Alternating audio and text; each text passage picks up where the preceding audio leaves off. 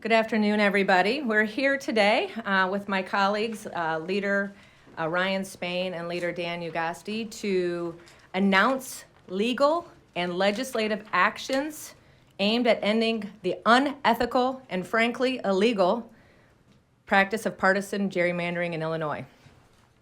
Illinois State House district maps are the product of extreme partisan gerrymandering. Drawn by the party in power, these maps are designed to entrench Illinois Democrats in control while silencing the voices of voters who support the minority party. The result? Rigged outcomes in general elections. This practice isn't just bad policy, it's fundamentally wrong. It's unfair to Republicans, to Democrats, and to independents. Every Illinois voter deserves a fair voice in our elections. Partisan gerrymandering robs voters of this right by allowing politicians to manipulate district lines for their own benefit. Instead of voters choosing their representatives, partisan gerrymandering flips that process, letting representatives choose their voters. This practice is no secret. A federal court has acknowledged it. The map maker of the Illinois Democrat Party has admitted it. The legislative history confirms it, and Democrats' redistricting plan, with its distorted and contorted districts, proves it. In addition to being terrible public policy, extreme partisan gerrymandering is unconstitutional. The Illinois Constitution is clear on this matter. All elections shall be free and equal, and legislative districts must be compact. Illinois House Republicans refuse to stand by while Democrats rig elections and manipulate the system to maintain their grip on power. It is time to expose this for what it really is: cheating. The U.S. Supreme Court has placed the responsibility of addressing partisan gerrymandering on the states. States like Pennsylvania and North Carolina have already stepped up, striking down redistricting plans that violate their constitutional principles. Here in Illinois, we have the tools to demonstrate the depth of the Democrats' corruption. Their enacted map is not just a little corrupt, it may be one of the most corrupt in American history. We are asking the Illinois Supreme Court to act. Plaintiffs are requesting the court to 1, declare the Democrats' redistricting plan invalid under the Illinois Constitution. 2, enjoin the State Board of Elections from enforcing this unconstitutional map. And 3, appoint a special master to draft a new, fair redistricting plan that complies with constitutional requirements. It's time to restore faith in our democratic process and give power back to the people. Now I'm going to hand it off to Leader Dan Ugaste. Thank you, Leader McCombie. I'm Dan Ugaste, representative from the 65th District, which is outside of Chicago and Kane and DuPage counties. As a formerly practicing attorney, I will give you a few highlights of what the lawsuit is that is being filed as we speak. First, the suit's being filed in the Supreme Court as they have original jurisdiction under our Constitution.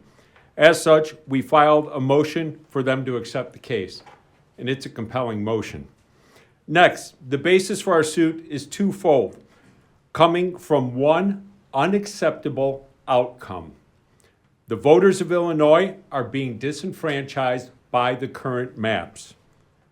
The first basis is it alleges the current enacted map violates the compactness rules contained in Article 4, Section 3 of the Illinois Constitution, which states that all districts must be compact and contiguous.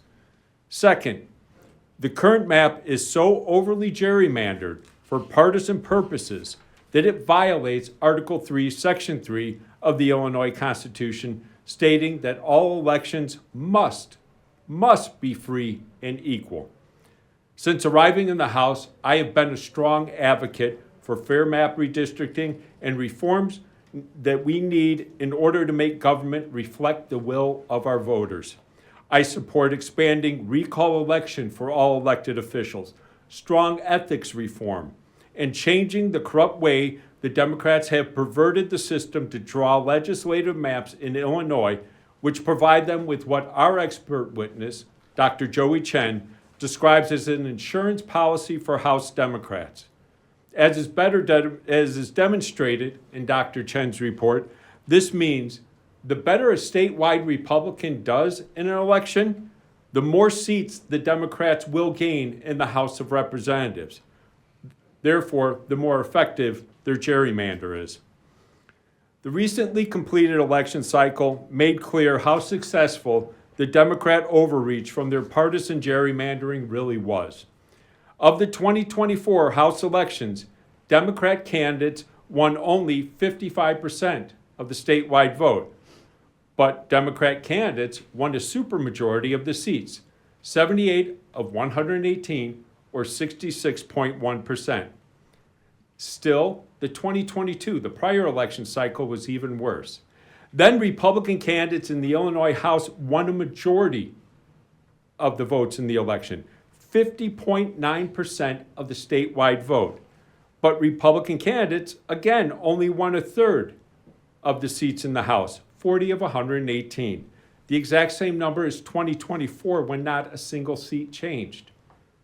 With this level of entrenched dominance, it's unsurprising that almost half, 54 out of 118 of the state House elections in Illinois were uncontested this last cycle. For would-be Republican candidates in artificially safe Democrat districts, there's no point in running. The same goes for would-be Democrat candidates in districts that are artificially packed with Republicans.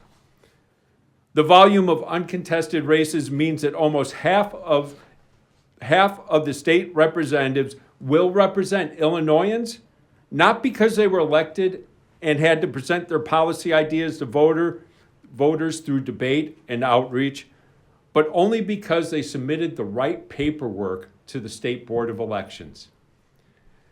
This is not our system of government. Extreme partisan gerrymandering like this is poisonous to a functioning democracy. Because of these maps, Illinoisans no longer has a say in what their government does. Now be clear, this action we're filing is not without precedent. I wanted to show you this first exhibit here, which is a map that shows a district from the Schrage case, which was a 1981 Illinois Supreme Court case. This shows district number 89 of that House map that was originally drawn. And what we have is a district that the Illinois Supreme Court in 1981 looked at and says, we know this is not compact. And they said, you have to go back and redraw the map because this is not per the Illinois Constitution. Currently, as you will see in Dr. Chen's report that's attached to the complaint, 52 out of 118 House districts do not meet the Supreme Court's prior holding on what constitutes a compact district.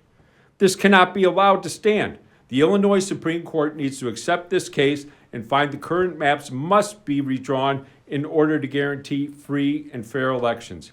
Every voter must have a say in who represents him in the House instead of Democrat legislators selecting which voters they will represent. Please allow me to be clear about my motives in joining and advocating for Leader McCombie's legal challenge. I personally stand to lose a pretty good seat under the current enacted map. I am here today because as legislators, we need to do the right thing, regardless of the electoral outcomes for our districts. We must unrig this racket that has been created. Speaker Welch is fond of saying, winners do the work. Yet, he has participated in creating a system where those who do the work may not win. Ladies and gentlemen, voters should choose their elected officials, not the other way around. That, Deputy Leader Ryan Spain will be our next speaker.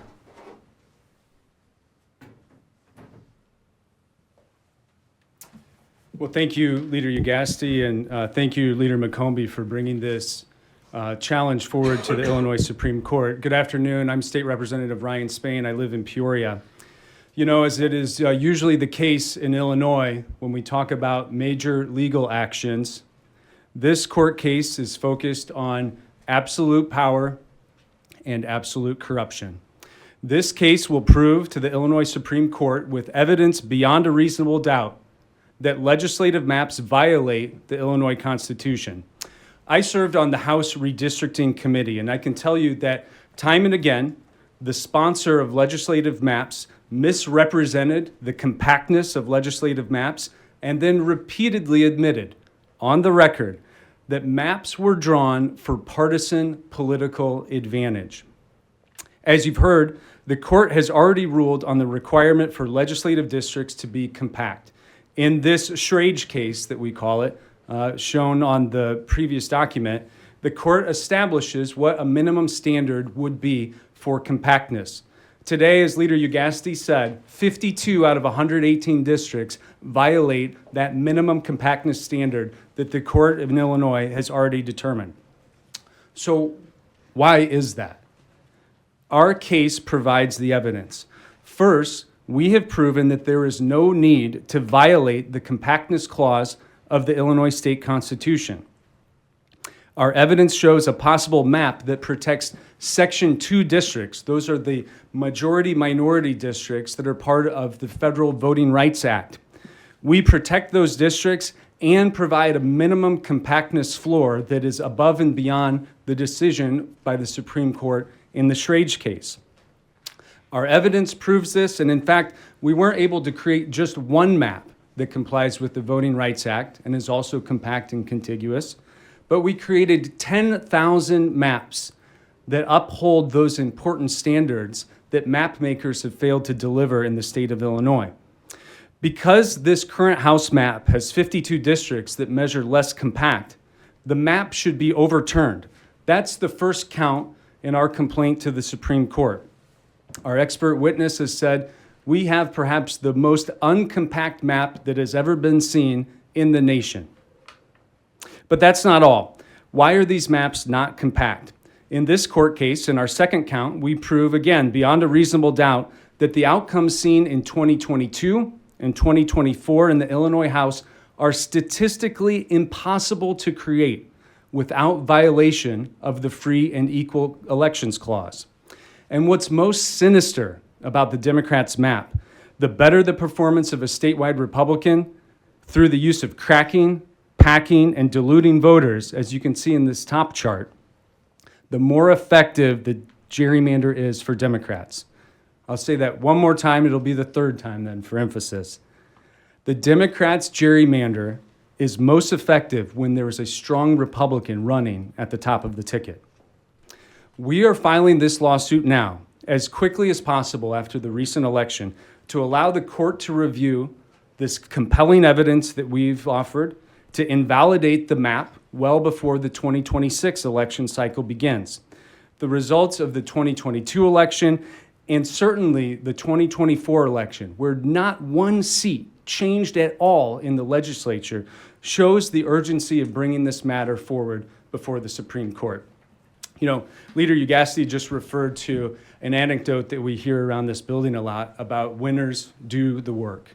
And I got to tell you, it rings so hollow. And as a parent of two young daughters, when I talk about winning, I say to my kids, winners never cheat and cheaters never win. I wish that were the case in the state of Illinois. We're filing this lawsuit to make it so. Thank you.